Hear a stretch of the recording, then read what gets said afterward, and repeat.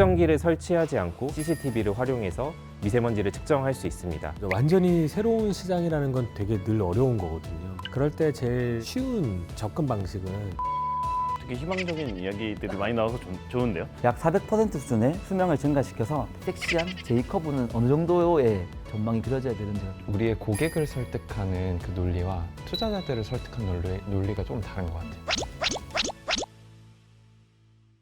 소셜벤처 기업가, 투자자, 멘토단과 함께하는 소백 IR룸 시즌2 드디어 10회차를 맞이하였습니다. 안녕하세요. 저는 2호의 태용입니다. 오늘도 투자자 세 분이 자리를 빛내주고 계신데요. 자기소개 한번 부탁드립니다. 안녕하세요. 저는 신한자산운용 기업투자팀의 김규진 과장입니다.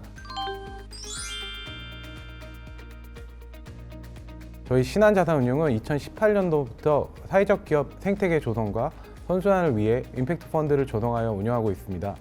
네, 안녕하세요. 소프트뱅크 벤처스의 성종헌입니다. 저는 소프트뱅크 벤처스에서 초기 기업에 투자를 담당하고 있습니다. 예, 안녕하세요. 임팩트 스퀘어 도현명입니다. 초기 기업, 특히 소셜벤처들에게 투자를 하고 또 엑셀러레이팅을 하고 있습니다. 최근에는 대기업과 협업하는 ESG 오픈 이노베이션 모델에도 중점을 두고 있습니다. 오늘은 환경 문제에 크게 대두되는 이슈인 대기오염 문제를 해결하는 스타트업 두 곳을 모셔봤는데요. 첫 번째 기업은 영상 AI 기반 미세먼지 측정 솔루션을 만들고 있는 딥비전스입니다. 딥비전스의 IR 피칭 그리고 Q&A 지금 바로 만나보시죠. 반갑습니다. 인공지능 기술로 환경 문제를 해결하고 있는 딥비전스 대표 강봉수입니다. 코로나보다 최소 10배 이상 심각한 바이러스가 미세먼지라고 합니다. 코로나가 일시적으로 전 세계에 큰 충격을 가져왔다면 미세먼지는 여전히 해결되지 못한 현재 인류가 당면한 과제라고 볼 수 있습니다. 미세먼지 문제를 해결하기 위해서는 정확한 측정이 필요합니다. 미국의 예를 보면 수조 원의 국가 예산을 들여서 미국 전역에 정밀한 미세먼지 측정을 했습니다. 그 결과 연간 22에서 48% 미세먼지가 저감되는 효과를 만들 수 있었습니다. 반면 우리나라의 경우에는 미세먼지 측정기의 개수가 370개밖에 없습니다. 측정소 하나가 너무 넓은 범위를 측정하다 보니까 미세먼지 농도가 안 좋다고 했을 때 왜 안 좋은지를 규명하기가 되게 어려운 문제가 있었습니다. 이 정확한 측정을 하기 위해서는 측정기가 더 많이 설치가 되어야 합니다. 하지만 국가에서 사용하고 있는 측정기 하나의 가격이 2억 원 정도 하기 때문에 측정기를 여러 개 설치하기가 되게 어렵습니다. 이 문제를 해결하기 위해서 기업들은 조금 더 창의적인 방법들을 고민을 했습니다. 측정기를 조금 최소한으로 설치하는 방법들에 대한 고민들을 해왔습니다. 구글에서는 자동차에다가 측정기를 부착했고 SKT에서는 야쿠르트 차에다가 측정기를 부착했습니다. 그리고 KT에서는 버려진 공중전화 박스를 이용했습니다. 하지만 여전히 수천억 원의 비용이 필요한 프로젝트이다 보니 지속될 수가 없었습니다. 딥비전스는 조금 더 근본적인 질문을 해보게 됐습니다. 측정기를 설치하지 않고 미세먼지를 측정할 수 있다면 어떨까 생각을 해보게 되었습니다. 딥비전스는 세계 최초로 디지털 영상으로 미세먼지를 측정하는 기술을 개발했습니다. 인공지능 기술과 영상 분석 기술을 활용해서 미세먼지를 측정하는 기술을 개발했고 인공지능 솔루션 비전 플러스를 만들 수 있게 되었습니다. 이 비전 플러스를 활용하면 이미 설치되어 있는 CCTV를 활용해서 미세먼지를 측정할 수 있습니다. 비전 플러스의 차별점은 명확합니다. 기존의 다른 측정기를 설치하는 것 대비해서 별도의 하드웨어가 필요 없기 때문에 100분의 1 이하의 설치 가격으로 30배 이상 정밀한 측정을 할 수 있게 됩니다. 이렇게 정밀하게 측정한 미세먼지 정보를 지자체에 서비스하고 있습니다. 지자체는 이 정보를 가지고 관내 주민들에게 정확한 미세먼지 정보를 제공할 수 있고 또 관내 미세먼지 발생 원인을 정확하게 규명해서 적절한 대응을 할 수 있게 됩니다. 특히 지자체 외에도 미세먼지 정보에 특별히 예민한 공공 야외 시설에 서비스를 하고 있습니다. 현재 KT 야구장과 송파구 올림픽공원에 서비스를 시작했습니다. 올림픽공원에서 미세먼지 정보를 확인하는 경우에는 지금 현재에는 올림픽공원에서 3.5km 떨어져 있는 도심에서 측정한 미세먼지 정보를 마치 올림픽공원의 미세먼지 정보로 보고 있는데요. 딥비전스는 올림픽공원 내에 설치되어 있는 CCTV를 활용해서 공원 내의 미세먼지 정보를 측정해서 공원 안에 있는 깨끗한 미세먼지 정보를 사람들에게 제공함으로써 공원 활성화에 지금 기여를 하고 있습니다. 기술 개발이 올해 완성이 되어서 올해부터 시범 사업을 시작을 했습니다. 올해 5개 기관의 실증 사업을 목표로 했었는데 현재 4개 기관을 시작했고 2개 기관과는 추가적인 협의를 하고 있는 과정입니다. 최종적으로 2025년까지 전국 150만 대 CCTV 중에 10만 대 CCTV에 저희 비전 플러스를 탑재해서 전국 미세먼지 지도 구축을 완성할 계획입니다. 디피전스에는 전 세계 미세먼지 문제를 해결하고자 하는 비전을 가지고 24명 정도의 임직원들이 함께 하고 있습니다. 특별히 유능한 개발팀이 저희 내부에 있어서 비전 플러스라는 이 독자적인 기술 개발의 기술력의 경쟁력 강화를 위해서 지금도 노력하고 있습니다. 정확하게 미세먼지를 측정함으로써 디피전스가 전 세계 미세먼지 문제 해결에 기여하도록 하겠습니다. 감사합니다.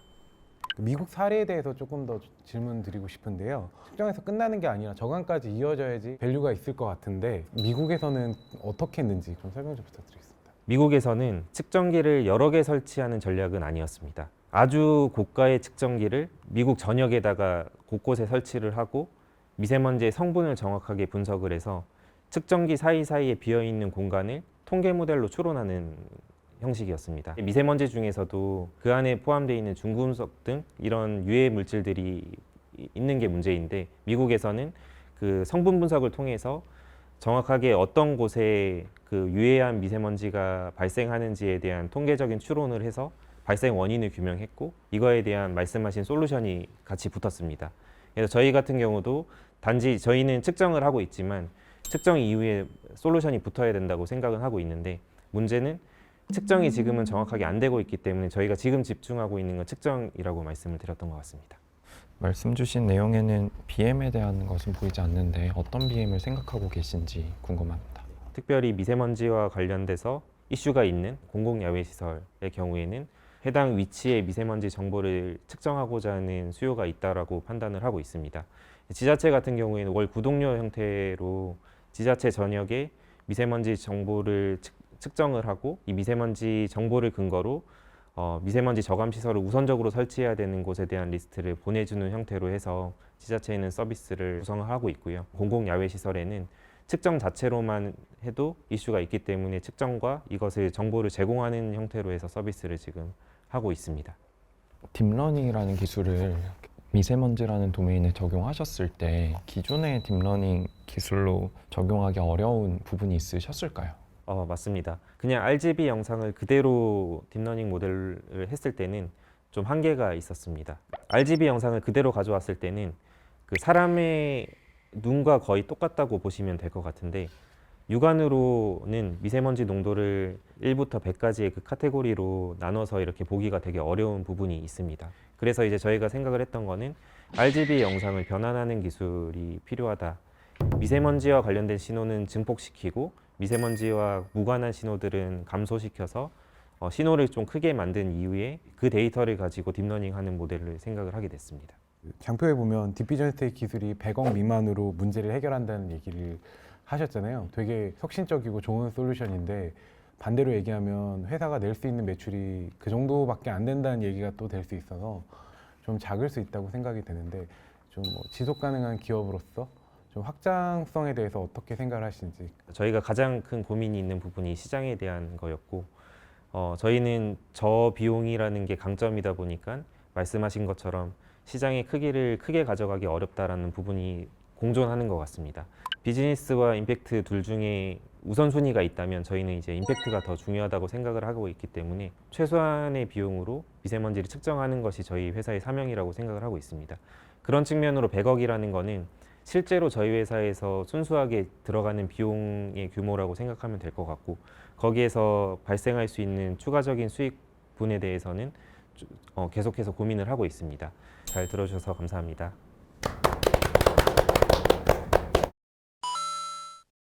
네, 반갑습니다. 좀 어쩌다가 이 사업 하시게 된 건지 좀 들어볼 수 있을까요?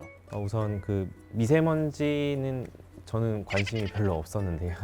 2017년도에 그 같이 공동으로 창업하셨던 분이 아이를 집에서 키우고 있었는데 할머니가 대기 그거 잘 모르시고 그 계속 이제 환기를 시킨다고 창문을 여셨다고 하더라고요. 그래서 처음에 아이템은 이런 할머니들이나 어린이들이 미세먼지 정보에 좀 접근이 편한 미세먼지 알림이를 만들자로 시작을 했던 것 같아요. 그러다가 2017년도에 갑자기 미세먼지에 대한 이슈가 전 국민적인 이슈가 되면서 이게 그 노인들이나 아이들만의 문제가 아니라 전 국민들의 문제가 돼버린 거죠. 그게 훨씬 더 정밀하게 측정을 하는 것 같은데 약간 이렇게까지도 좀 필요한지 저희가 좀 잘 모르는 사업 네. 기회들이 있을 것 같아서 네. 좀 설명해 주실 수 있을까요? 서울 같은 경우는 평균 한 11km 정도 떨어진 곳에서 측정을 하거든요.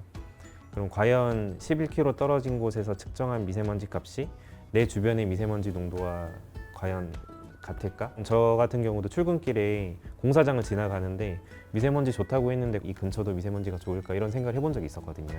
이렇게 봤을 때 미세먼지 정보는 너무 광역적인 정보를 지금은 제공하고 있는데 사실은 그 미세먼지는 정말 조그만 바람에도 날리는 그런 먼지들인데 과연 내 정보를 정확하게 대변할 수 있을까를 물어보면은 아닐 수 있다가 대답이지 않을까 생각이 들어요. 내가 지금 걸어가고 있는 딱 이 거리에 정확한 미세먼지 농도 같은 거에 이제 막 돈을 내는 사람들은 누굴까 이런 게 좀 궁금했던 것 같아요. 사업 기회로서. 네. 네. 전체 사람은 아니지만 일부 사람들은 이 문제에 대해서 공감을 많이 하고 있는 것 같아요. 한 10만 명 정도가 보는 아이 어머니들이 보는 커뮤니티가 있는데요. 기상청 미세먼지 정보를 못 믿겠다라고 해서 비싼 측정기들을 사더라고요. 그 측정기를 측정을 하고 그 값을 공유하는 커뮤니티가 있어요.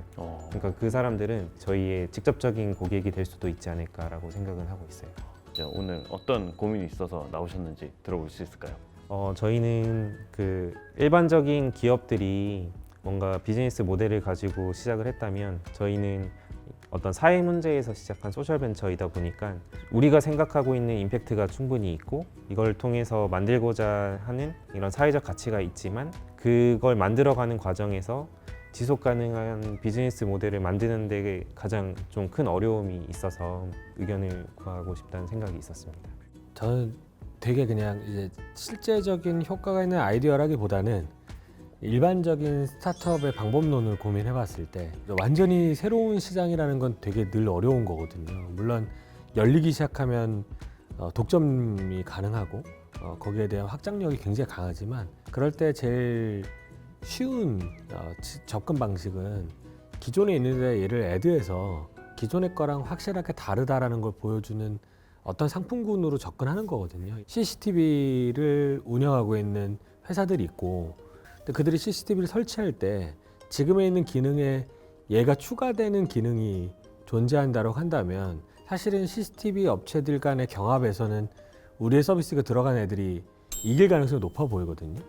그럼 그런 대규모 입찰을 진행하고 있는 CCTV 제조사거나 운영사거나 혹은 정부의 용역회사 들과 협업할 수 있는 모델을 만들어내면 이익률 자체는 좀 낮겠지만 단숨에 몇만 개에서 몇천 개 정도의 CCTV를 관제할 수 있는 능력이 생기지 않을까라는 생각이 들고요. 그 바이어 입장에선 그게 따로 돈을 내고 구입하기에는 당장은 좀 고민스러운 영역이지만 여기에 패키징해 갖고 산다면 괜찮을 것 같은 생각이 들 수 있다고 생각해요.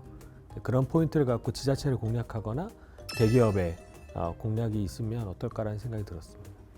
보통 이럴 때는 이제 2위, 3위 업체들이 좋은 파트너가 되잖아요. 그들에게는 이게 기회가 될 수 있으니까 한번 해볼만 할 것 같습니다.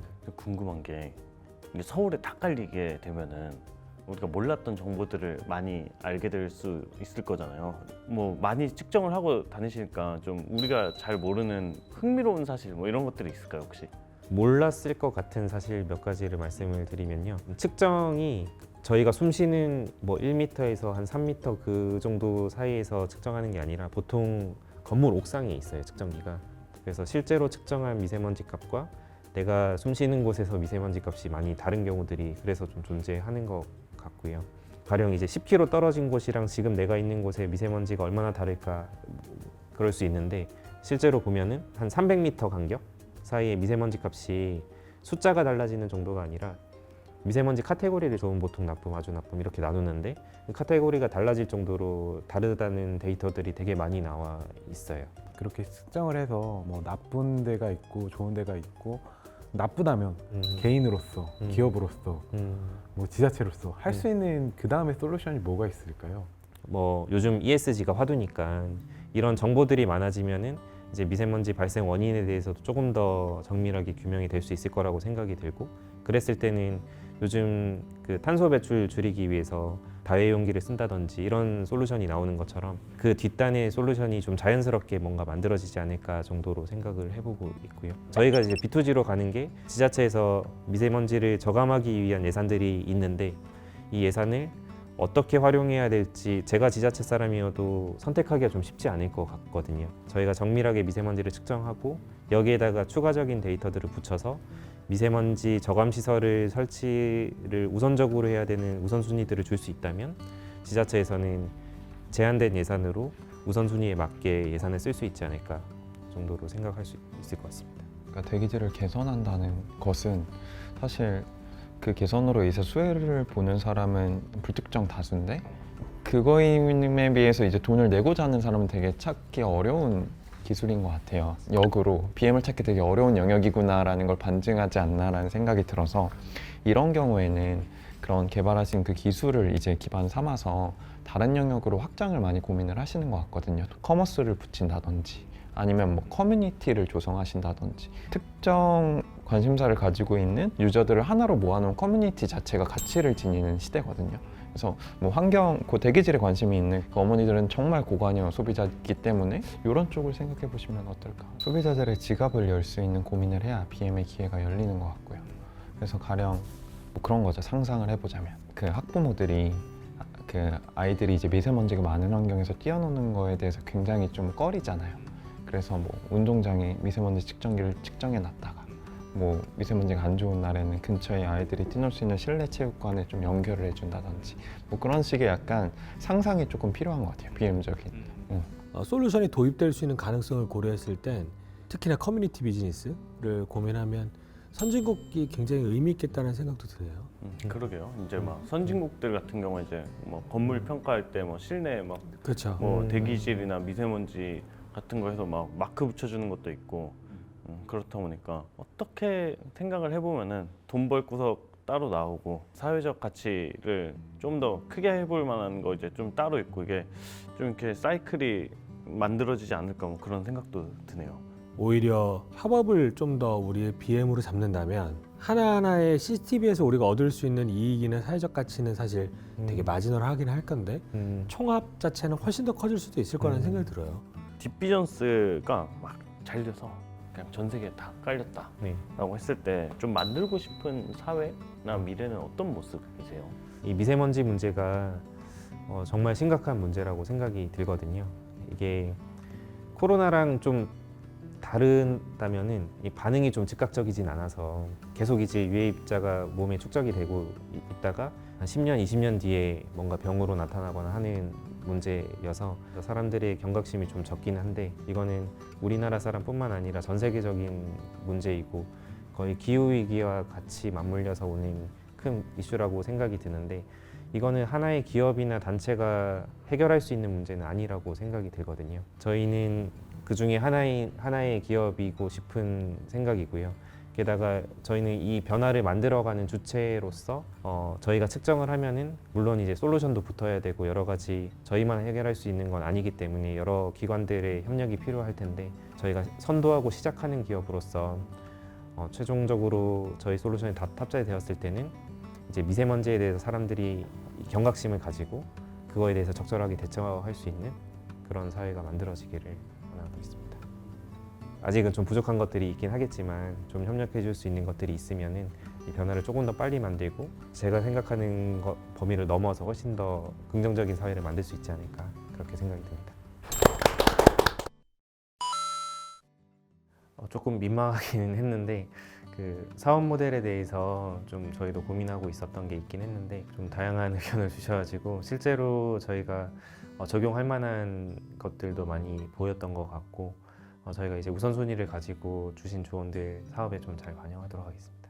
재무적인 거를 좀 넘어서 사회적으로 환경 문제를 해결하는 인공지능 기업이다로 인지가 되어 있는 회사로서 밸류가 있으면 좋을 것 같다고 생각이 듭니다. 두 번째 기업은 공기질을 개선하는 융합 필터 소재를 개발하는 클린테크 기업 CA랩입니다. CA랩 IR 피칭과 Q&A 바로 만나보시죠. 네, 안녕하십니까. 지속 가능성 기반 융합 소재 클린테크 기업 주식회사 CA랩의 이승욱입니다. 저희는 클린테크 분야의 세계 1위 기업을 목표로 달려가고 있는 CA랩으로 말씀드릴 수 있습니다. 저희가 영위하고 있는 분야는 공기 중에 존재하는 미세먼지나 바이러스 등을 저감하는 분야로 말씀드릴 수 있고요. 대기 오염으로 인한 조기 사망자가 전 세계적으로 700만 명에 육박하고 있고 또 세계보건기구를 중심으로 이러한 공기질 규제를 강화하고 있습니다. 이렇게 공기질을 개선하기 위해서는 필터 소재가 핵심이라고 말씀드릴 수 있는데 이러한 소재는 결국 원료에서 나오는 플라스틱을 만들어진 소재라고 말씀드릴 수 있고요. 또 이러한 소재의 폐기로 인한 탄소 배출이 막대한 실정입니다. EU에서는 이미 이러한 플라스틱 기반의 필터 소재에 대한 규제를 시작에 돌입하였습니다. 또 이 밖에도 생활 필수품이 된 마스크나 공기청정기 필터 내 연 40만 원 수준의 높은 사회적 비용을 저희는 지출하고 있는데요. 저희는 이러한 한계점을 극복하기 위해서 입체 여과층, 또 정전 필터층, 나노 필터층을 하나의 필터로 구성함으로써 필터 수명을 비약적으로 향상시키고 탄소 발생을 줄이는 그러한 기술을 구현하였습니다. 저희 소재는 세계 최초 정전 나노 복합 소재의 제품화 기술로 말씀드릴 수 있고 약 400% 수준의 수명을 증가시켜서 폐기물 발생과 탄소 발생을 저감시키고 있습니다. 필터의 효율과 통기성을 모두 만족함과 동시에 바이러스에 대한 차단 효율도 기존 소재 대비 3배 수준 이상으로 향상시켰습니다. 국내외 공인인증기관의 다양한 인증을 이미 완료하였고 현재 30건의 지정권을 등록 및 출원한 상태입니다. 저희가 가지고 있는 소재 분야 기술력으로 수송수단이나 또 보건용 산업용 마스크, 건물 공조 설비로 확장할 경우 97조 원 규모의 큰 시장에 대한 공략이 가능하다고 말씀드릴 수 있습니다. 저희는 클린테크 분야를 선도하기 위해서 엔지니어링, 생산, 마케팅, 재무예측 등 핵심 역량을 보유한 구성원이 현재 함께하고 있고요. 대표자인 저 같은 경우에는 LG전자의 공기청정기, 에어컨 등을 개발하면서 새로운 기술을 접목한 새로운 카테고리의 창출에 특화되어 있다고 말씀드릴 수 있습니다. 제품 라인업은 환기구 필터 에어로실드와 환기청정기 에어로원, 다회용 필터 교체식 마스크 에어로브레스, 또 차량에서 장수명으로 필터링 성능을 보호하는 에어로 포뮬러를 통해서 사람이 머무는 모든 공간에 공기를 개선하는 제품을 보유하고 있습니다. 또 B2C 기반의 판매 채널 확충을 넘어서 B2B나 B2G 또 수출까지 다양한 채널로의 확장을 현재 진행하고 있고요. 이러한 채널 확장을 모색한 지 저희가 채 6개월이 되지 않았는데 현재 한 30억 규모의 매출 계약들을 달성해 나가고 있습니다. 먼저 초미세먼지와 바이러스 등을 차단하는 여과층과 또 이에 베이스가 되는 지지체 분야를 모두 아우르는 친환경 소재 기술로 필터 시장을 선도해 나가고자 합니다. 이러한 기술은 에어케어 분야 가전뿐만 아니라 HVAC 솔루션, 또 호흡기 마스크, 또 수처리 분야까지 빠르게 적용 가능하다고 말씀드릴 수 있고요. 또 이 중에서 폐자원을 활용해서 필터 소재를 대체하는 기술은 2024년 시험 생산을 앞두고 있고 저희가 이미 보유한 필터 수명 향상 기술과 더불어서 기존 필터 소재의 원유 의존도 탈피와 친환경 흐름을 선도하기 위해서 플라스틱 기반 소재를 폐목재나 폐지와 같은 폐자원을 통해서 구현하는 업사이클링 기술로 말씀드릴 수 있습니다. 저희는 현재 작년 10억 원 수준의 매출에서 올해 20억 원 수준의 매출을 달성을 예정하고 있고요. 내년에는 판매 채널의 확장을 통해서 70억 원 규모 이상의 매출을 예상하고 있습니다. 현재 저희는 내년 상반기까지 40억 원 규모의 시리즈 A 투자 라운드를 열 계획을 가지고 있고요. 이러한 자금을 통해서 핵심 소재의 고도화 및 설비 구축, 그리고 이제 국가별 수출 대응 및 마케팅, 또 마지막으로 제품 개발 및 고유 기술 향상을 위해서 투자 자금을 활용할 계획입니다. 클린테크 소비재 기업에서 현재 지속 가능성 기반 필터 소재 기업으로 성장하고 있는 저희 CA랩과 보다 많은 분들이 함께 하였으면 좋겠습니다. 감사합니다. 사업을 시작하신 지 얼마 안 돼서 매출 계약을 30억 원이나 이렇게 이뤄내신 게 대단하신 것 같은데 해당 계약 진행하시면서 좀 깨달으신 레슨 앤 런 같은 게 있으실까요? 처음으로 이제 양산에 시작한 제품이 이 환기구 필터 에어로실드 라인업이었는데 건설사를 통한 납품이 사실 가장 좀 시너지가 좋은 제품입니다. 이제 초기 기업으로서 어떻게 보면 자구책으로 이제 피버팅을 한 게 B2C 분야 온라인 이커머스 시장에서 빠르게 이제 시장 점유율을 확대해 나가면서 현재는 이런 환기 필터 시장에 저희가 90% 이상의 점유율을 이제 B2C 시장에서 하고 있고요. 또 그러한 것들이 저희가 좀 빠르게 이제 매출을 성장시킬 수 있는 계기가 되지 않았나 이렇게 생각하고 있습니다. 뭐 에어로실드나 또 이제 이 에어로브레스 같은 경우에는 광고 대비 매출 효율이 한 300에서 400% 정도 꾸준히 나오는 제품이고요. 또 에어로실드 같은 경우에는 소비자의 재구매율이 45% 정도 달하는 상당히 충성도가 높은 제품입니다. 친환경성에 대해서 앞에서 설명을 많이 해주셨는데요. 그럼 우리 필터도 현재는 플라스틱으로 만들어진 건 맞죠? 맞습니다. 두 단계에 걸친 저희의 이제 친환경 기술 전략이라고 말씀드릴 수 있는데, 이제 첫 번째는 먼저 사용 수명 자체를 4배 정도로 늘려서 폐기물 발생을 저감시키고 또 이로 인한 탄소 발생을 저감시키는 것이 저희 첫 번째 전략이었고, 두 번째 전략이 결국 이 필터 소재의 거의 70% 이상의 부피 비중을 차지하는 지지체를 벼러지는 폐지나 폐목재를 통해서 대체함으로써 결국 소재 자체도 이제 친환경적인 소재로 대체하는 전략을 가지고 있습니다. 제가 몇 가지 좀 의문이 드는 거는, 우리가 지금 집에서 웬만하면 공기청정기 하나씩 다 쓰고 계시잖아요. 맞습니다. 이것 같은 경우에는 보통 이제 렌탈을 통해서 진행을 하고 있기 때문에 필터 교체하는 것 자체, 그런 페인 포인트 같은 거는 이제 렌탈에서 방문해 주시는 분들이 하시니까 이것들이 뭐 4배로 증가한다고 해서 저희가 달라지고 소구가 될 수 있는 부분이 있을까요? 기존 소비자들은 결국은 그 경제성의 관점에서 아마 접근을 보실 것 같아요. 이제 렌탈 방식으로 공기청정기를 사용하는 소비자들도 있지만 자가 교체식으로 사용하시는 소비자 비중도 상당히 되는 부분이고, 또 이러한 관점에서 이제 그 사용 수명이 이제 4배적으로 길어지게 되면 초기 비용 관점에서 어떻게 보면 큰 차이는 없지만 오히려 이제 유지 관점에서는 획기적으로 절감되게 되는 그런 요소들을 저희가 어필을 하면서 충분히 좀 차별성을 내세울 수 있지 않을까 판단하고 있습니다. 감사합니다.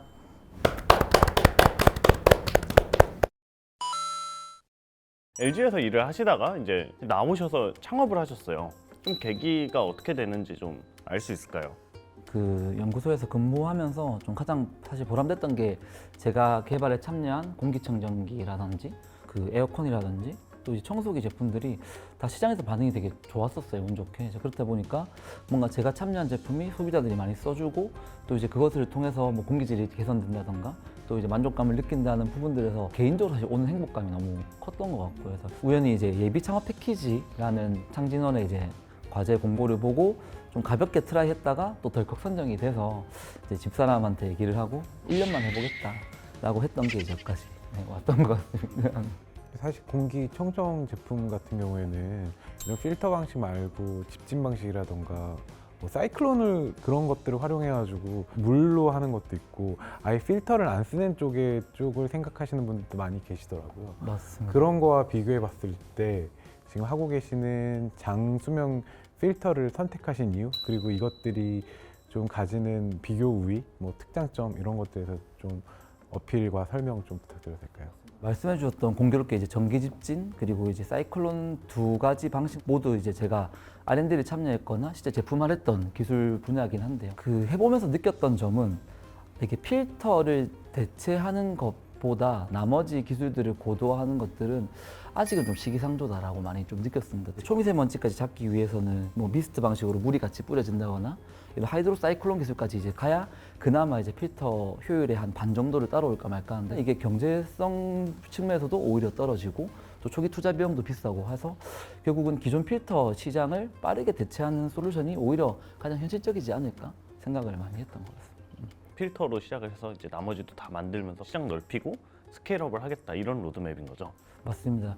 저희가 뭐 처음부터 이제 공기청정기를 만들 생각이 없는 이유는 공기청정기 시장의 플레이어들은 너무 많고요. 또 시장도 포화 상태고.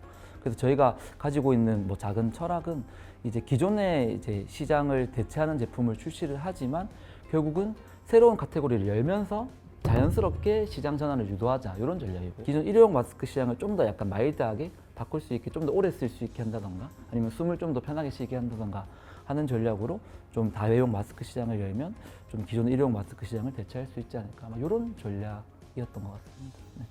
제가 기술적인 면에서 좀 더 궁금한 게 있는데, 필터 등급이 올라가면 올라갈수록 또 구멍이 촘촘해지기 때문에 수명이 다한다는 거는 구멍에 이제 먼지가 다 쌓이게 돼서 더 이상 이제 바람이 통과하지 못하는 거죠.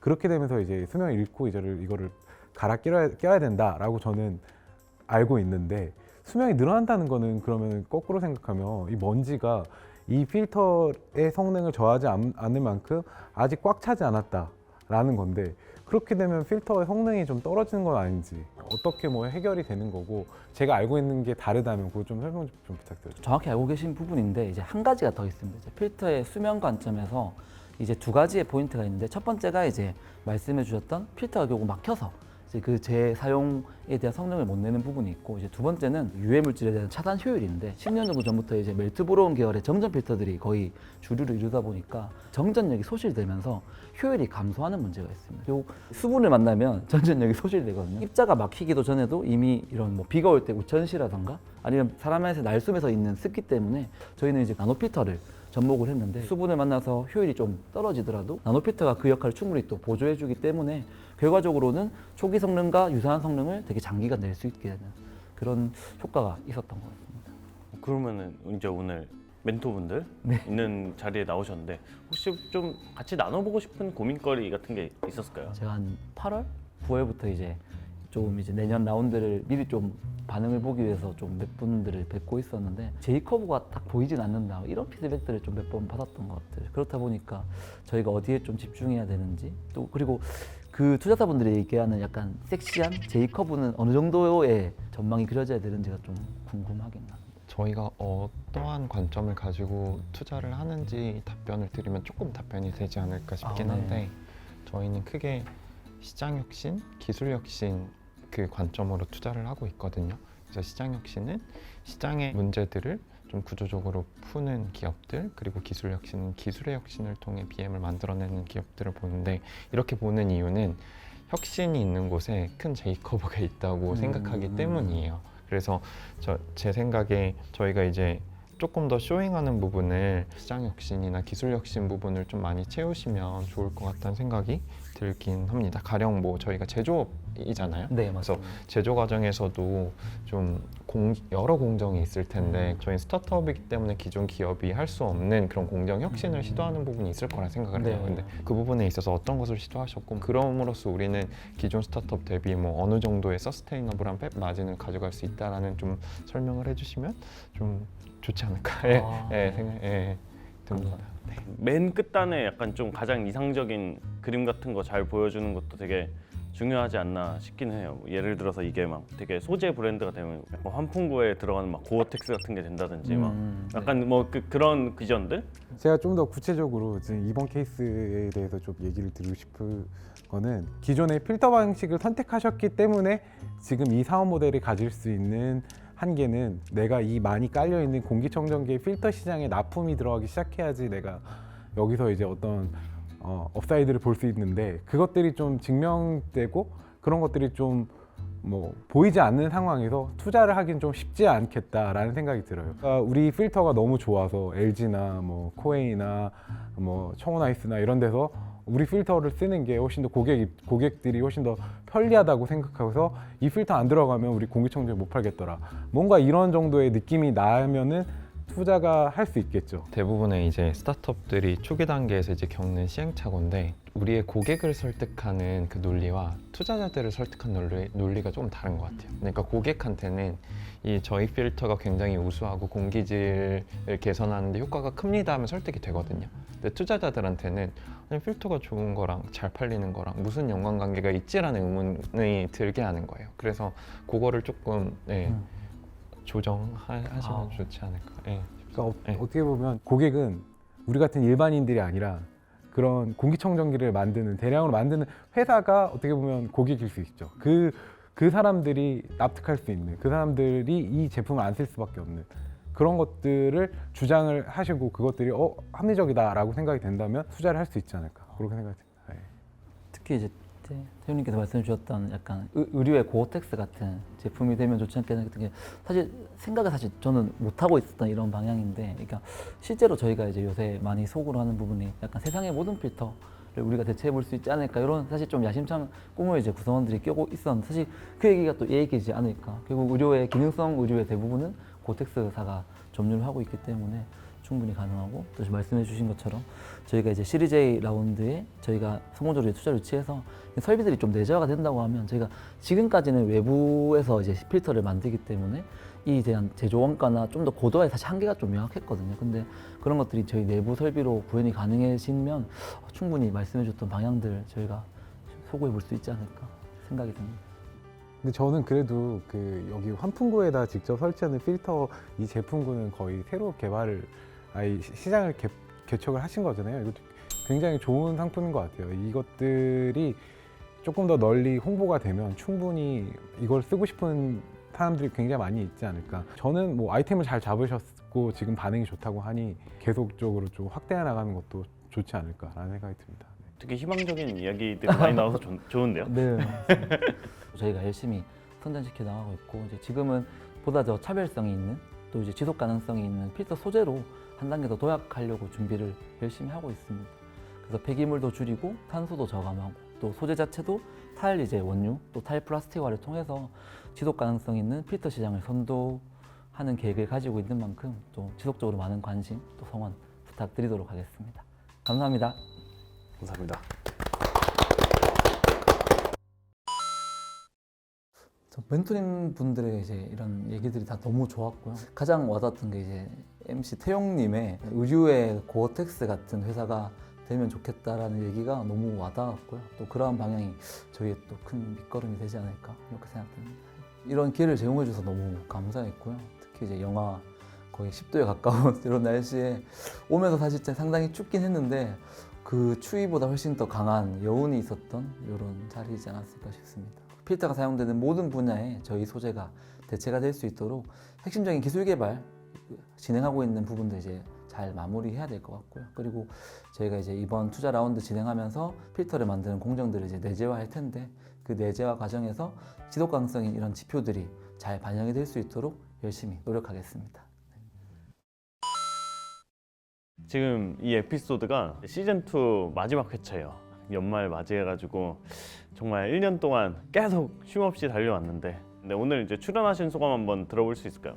일단 저는 되게 신선했던 것 같아요. 돈을 벌기 위한 투자만 하고 있었는데 근데 이제 사회적 가치라는 좀 것을 고려하면서 사업을 하시는 분들 얘기 들으니까 굉장히 신선했었고 이게 사회적 가치와 그다음에 그 비즈니스를 성공시키는 게 어떻게 보면 양립하기 어려운 요소인데 잘만 굴러가게 하면 참 파워풀하겠다라는 생각이 들어서 참 신선했고 재밌었습니다. 우연찮게 공기질 관련된 업체 두 군데 만나볼 수 있어서 굉장히 좋았고요. 임팩트 투자라는 게 이제 사회적 성과, 경제적 성과를 동시에 아우를 수 있는 투자인데 그럴 수 있는 기업들이 점점 더 늘어나는 것 같아서 굉장히 기분 좋습니다. 저 벌써 2년째가 됐는데요. 평상시에도 사실 많은 팀들을 만나지만 특히 소백 IR룸 통해서 만났던 팀들의 특징들과 특별함들이 좀 있었던 것 같아요. 같이 또 참여해 주시는 투자자분들도 저희가 평상시에 자주 만나는 임팩트 투자자 씬도 있었지만 또 완전히 일반 스타트업 영역에서 활동하시는 분들도 코멘트를 주시니까 혼자서 IR 진행할 때와는 좀 많이 다른 입체적인 시각이 또 있었던 것 같습니다. 이런 과정들이 저한테도 사실 학습이 굉장히 많이 됐고요. 가끔씩 저희한테 전화가 와요. 지난번에 나갔던 그걸 보고 투자자에게 연락을 받았다. 그 팀 좀 소개 좀 해줘라. 이런 식의 연락이 올 때마다 이게 그래도 누군가에게 도움이 되고 있구나. 나만 도움받는 게 아니구나. 이런 생각을 하고 있고요. 그래서 좀 더 다양하게 많은 분들이 이 컨텐츠를 통해서 조금이라도 얻어가는 게 있으면 좋겠다는 생각을 하고 있었고 또 지금 그렇게 보여주고 있다는 생각이 듭니다. 저는 오래 하면서 공부가 진짜 많이 됐어요. 이제 보통 이렇게 뭐 B2C다, 뭐 B2B다 하면 고객이 하나 있고 이제 얘만 이제 고려를 하면 되는 경우가 많은데 이제 임팩트 같은 경우에는 어쨌든 이제 사회라는 조금 더 이제 넓은 커뮤니티를 대상으로 비즈니스 고민하다 보니까 B2G 무슨 뭐 기관 어떤 무슨 단체 뭐 고객 이렇게 아울러 가지고 사업을 바라봐야 되다 보니까 그냥 같은 문제를 놓고 되게 다양한 사람들이 다르게 바라보고 엮여 있구나라는 것들을 되게 학습하게 되면서 그냥 사업이나 문제 보는 관점이 조금 넓어진 것 같아서 그런 부분들 되게 좋았고 출연하신 회사들이 되게 잘 되는 게 좋은 미래일 것 같은데 한편으로는 이제 임팩트 스타트업을 한다는 게 난이도는 조금 있는 것 같다는 생각은 들었어요. 왜냐하면은 알아야 될 것도 많고 고려해야 될 것도 많은데 이 분야에 대해서 다른 뭐 커머스라든지 뭐 소셜 네트워크 이런 것처럼 약간 사업의 플레이북들이 좀 있잖아요. 이제 외국에서 찾아보든. 근데 이쪽 임팩트 같은 경우에는 조금 별로 없는 것 같아서 훨씬 더 많은 그런 지식들이나 정보가 공유될 수 있으면 좋을 것 같다라는 생각을 했습니다. 소백 IR룸 2023년 시즌 3로 찾아오겠습니다. 그동안 시청해주셔서 감사합니다.